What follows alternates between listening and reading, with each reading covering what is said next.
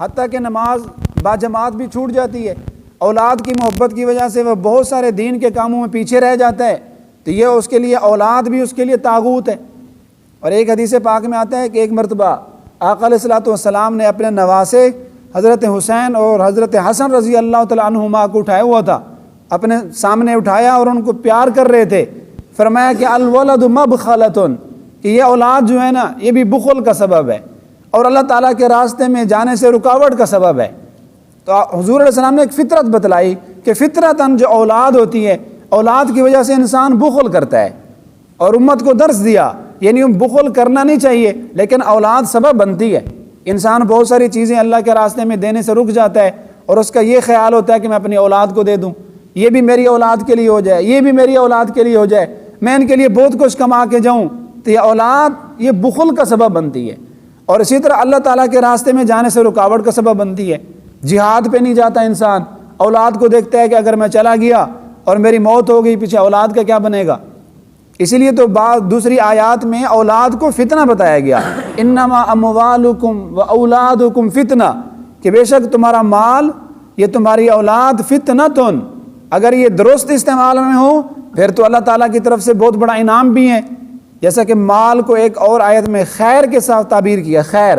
مال کے لیے لفظ خیر بولا، تو اگر مال صحیح کمایا جا رہا ہے اور درست جگہ پہ استعمال ہو رہا ہے پھر تو یہ مال خیر ہے، اللہ کا بہت بڑا انعام ہے۔ ورنہ بسا اوقات یہ مال بھی طاغوت بن جاتا ہے، انسان کو گمراہی کی طرف لے جاتا ہے، یخرجونہم من النور الی الظلمات۔ اور اولاد بھی اگر اللہ کے راستے میں رکاوٹ ہے نیکیوں میں تو وہ بھی طاغوت ہے۔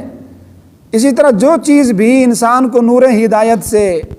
نور توحید سے نکال کر گمراہی کی طرف لے کے جا رہی ہے وہ طاغوت ہے۔ اسی طرح اگر کوئی ایسا راہبر مل گیا، کوئی ایسا رہنما ہے، وہ جو علماء سو ہوتے ہیں، علماء سو، راستے سے ہٹے ہوئے علماء جو لوگوں کی غلط رہنمائی کرتے ہیں، وہ بھی طاغوت ہیں، بلکہ وہ تو خطرناک طاغوت ہیں، وہ خطرناک ترین ہیں، کیونکہ وہ جب ممبر پر بیٹھا ہے اور اس کے سامنے بہت سارے لوگ اس کے پیچھے چلنے والے ہیں، وہ اپنے پیٹ کی خاطر غلط مسئلہ بتاتا ہے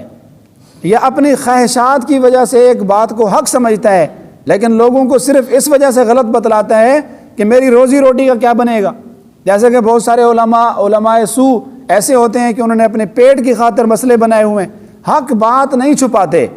تو لوگوں کی غلط رہنمائی کرتے ہیں اور پوری امت کو غلط راستے پہ لگا دیتے ہیں۔ تو ایسا مولوی صاحب، ایسا عالم بھی طاغوت ہے، اس لیے کہ یہ بھی اس کو توحید سے نکال کے بدعات کی طرف لا رہا ہے، گمراہی کی طرف لا رہا ہے، غلط عقیدے ان کے بنا رہا ہے۔ اولئک اصحاب النار،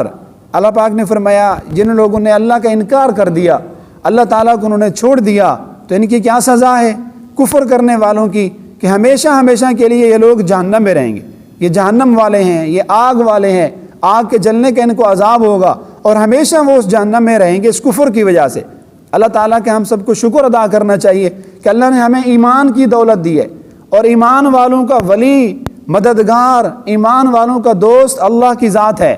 اور آگے اللہ پاک نے چھٹے پارے میں فرمایا انما ولیکم اللہ ورسولہ، تم پریشان مت ہو وہ، اس لیے کہ تمہارا دوست تو اللہ ہے، ورسولہ، اور اس کا رسول تمہارا دوست ہے۔ اللہ ہمارا مددگار ہے، اور ہم نے اپنے اس عقیدے اور نظریے کو درست بھی کرنا ہے، ہر وقت یہ تصور بھی بنانا ہے کہ ہمارا مددگار، سب سے بڑا مددگار وہ اللہ کی ذات ہے۔ اس لیے ہر مشکل میں جہاں ہمیں مدد کی ضرورت ہو تو اپنے اسی مددگار کو، اللہ ولی الذین، اس کو ہی پکارنا چاہیے، نہ یہ کہ ہم اللہ کے غیر کی طرف توجہ کریں۔ تو اس اپنے ایمان پر شکر بھی ادا کریں، کیونکہ کفر کی سزا مخلد فی النار ہے۔